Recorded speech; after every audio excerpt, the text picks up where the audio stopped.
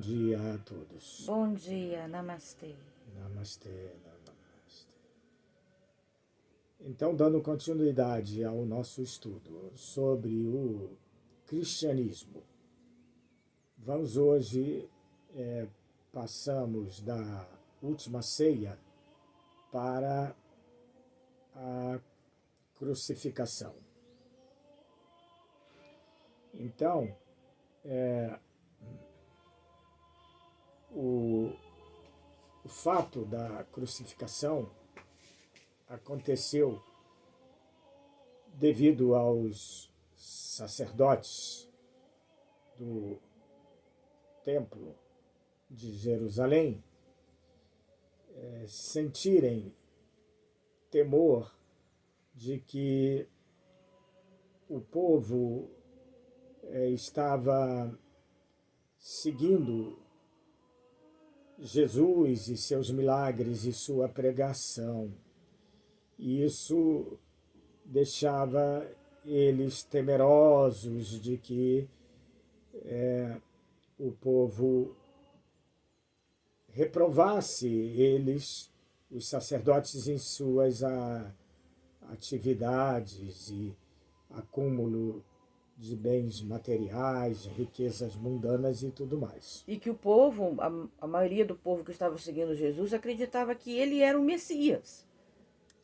Isso ia totalmente contra a compreensão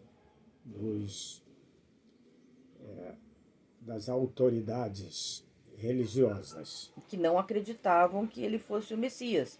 Porque eles achavam que o Messias seria alguém que surgiria para libertar o povo judeu do jugo dos opressores, né, dos romanos, enfim. Mas então eles não receberam Jesus como Messias, embora o povo recebesse Jesus como Messias, porque compreenderam, como Jesus mesmo disse, né? A paz que vos trago não é a paz desse mundo, mas é a paz de Deus, né? Então compreenderam que a verdadeira liberdade já estava acontecendo, que Jesus era o Messias, porque libertava-os da escravidão da matéria, né? E a recusa em submeter-se ao sumo sacerdote era uma ofensa muito grande na época e poderia até ser punida com a morte, de acordo com escritos da própria Bíblia. Então, por essas razões, eles prenderam Jesus e levaram então para Pilatos, porque era proibido aos judeus julgar e sentenciar à morte, mesmo entre o próprio povo judeu. Então eles tiveram que fazer isso. E os sacerdotes também acusaram Jesus de blasfemar, né? Da blasfêmia, falando que era filho de Deus, né? Então, por todos esses fatos, aconteceu a crucificação. E a mulher de Pilatos sentiu a vibração espiritual de Jesus e falou para ele não se envolver com isso, não condenar Jesus. Mas tão pressionado foi que finalmente ele cedeu. Ele achou que só torturando, chicoteando Jesus e era o suficiente para soltá-lo. Depois teve o episódio de que na Páscoa se libertava um criminoso. Então ele falou, o povo vai pedir para libertar Jesus, não vai pedir para libertar Barrabás. Mas os judeus do templo, as autoridades do templo Da classe pagaram. sacerdotal, né? Pagaram o povo. para que eles votassem pela condenação de Jesus e a libertação de Barrabás. Então, por tudo isso, acabou sendo crucificado. Isso, os fatos sociais. Agora, o fato espiritual da crucificação é considerado como um sacrifício. E isso vem de encontro também com a filosofia oriental que nos fala do Dharma, que o Dharma é um sacrifício que você faz pelo bem de outras pessoas. Você perde um compromisso que você acha importante, você perde muitas coisas e tal pelo Dharma. Um soldado, por exemplo, dá a sua vida pelo país, numa guerra e tal. Por quê? Pelo Dharma. Então, no mistério da vida de Jesus, ocorreu dele sacrificar a sua vida pelo bem da humanidade. Então, ele seguiu um Dharma muito forte, muito pesado, e acabou ocorrendo a crucificação. Depois, hoje, mais tarde, vou postar para vocês duas conferências do Somitila que ele falou sobre as 7 palavras que Cristo proferiu na cruz. Né? Aquilo, Pai, por que me abandonastes? Tenho sede. Todos aquela, eis aí, filho, eis aí a tua mãe. Uma explicação espiritual sobre isso, que está ligado com o que o Narendra falou, com o Dharma, né? Com a fazer, né? Cumprir, né? Aquilo que é correto.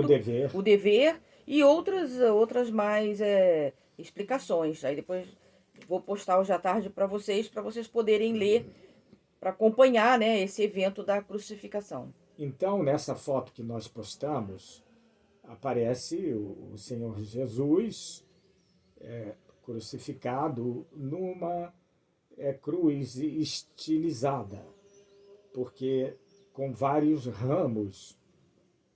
E esses ramos aqui têm vários pequenos desenhos que, em formas arredondadas, lembrando um fruto, mas eles tratam de episódios da vida de Jesus e também trata da árvore genealógica de Jesus como vindo de Davi. Então, essa cruz estilizada, aos pés tem a palavra alfa, e que Jesus proferiu, né, que eu sou o alfa e o ômega, que são as letras do alfabeto grego. Agora, o que é muito curioso é que no topo da madeira principal da cruz aparece um pelicano no seu ninho. E esse pelicano aparece porque tem uma simbologia, porque é dito, né, que o pelicano, a mãe, né, dos filhotes, ela, por algum motivo, ela sacrifica os filhos dela. E depois ela se arrepende. E quando ela se arrepende, ela, com o próprio bico dela, ela se martiriza, saindo sangue do peito. E esse sangue, jorrando sobre os filhotes sacrificados e tudo, fazem com que eles revivam. Então é um simbolismo que poucas pessoas conhecem, né? Muito bem. Então agora nós vamos entrar na parte da ressurreição, logo após. Que ele foi sepultado e tal, né, depois da crucificação. Aí logo em seguida o próximo evento importante é a ressurreição. E temos que lembrar que as mulheres devotas de Jesus, Maria, a mãe dele, as três Marias, Maria Madalena, Maria, a mãe dele, e Maria, que era... Irmã de Lázaro. Não, essa era Maria, mãe de Tiago, de um apóstolo. Ela também era muito devota de Jesus, mãe de Tiago.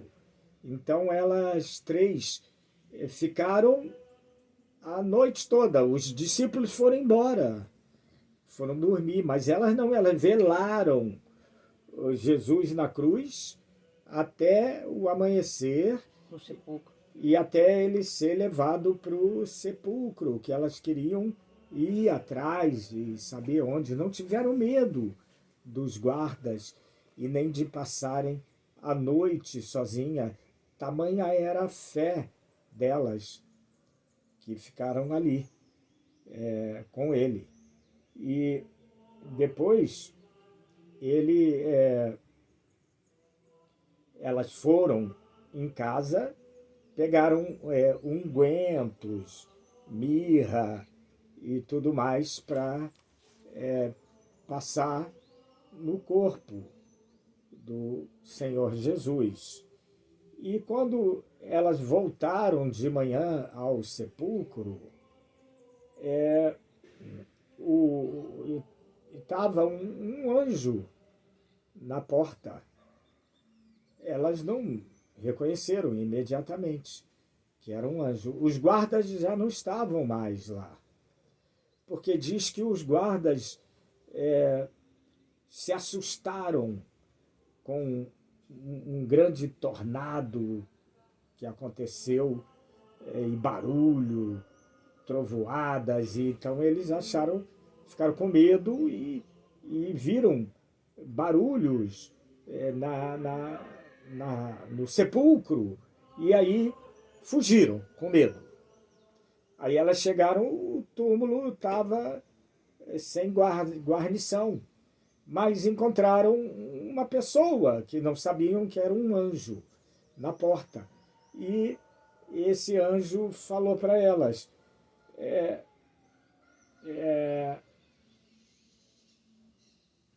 ele não está aqui, pois ressuscitou, conforme havia dito. Vinde ver o lugar onde ele jazia. Então, o anjo sozinho, nesse momento, foi reconhecido, porque ele sozinho abriu, rolou aquela pedra enorme que precisava, no mínimo, de 4 a 6 homens, que era a porta do sepulcro. Ele sozinho rolou e mostrou para elas.